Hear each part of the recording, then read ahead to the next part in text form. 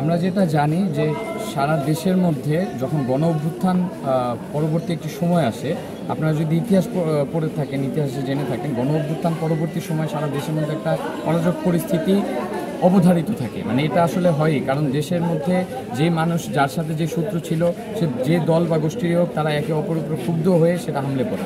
কিন্তু আমরা তার বাইরেও দেখি কিছু কিছু অঞ্চলে, এটা সব জায়গার ঘটনা না, আমরা দেখেছি প্রোপাগান্ডার মাধ্যমে অনেক বেশি এটি ছড়িয়েছে, কিন্তু সব জায়গার ঘটনা না, কিছু কিছু অঞ্চলে কিছু উগ্রপন্থীরা সাম্প্রদায়িক একটি আতঙ্ক সৃষ্টি করার চেষ্টা করছে, কিছু জায়গায় থ্রেট দেওয়ার চেষ্টা করছে। এবং এই জন্য কিন্তু আমরা আরও প্রায় 4 দিন আগে সম্প্রীতি ও রাষ্ট্রীয় সম্পদ রক্ষাকারী কমিটি গঠন করেছি বৈষম্যবিরোধী ছাত্র আন্দোলনের অধীনে।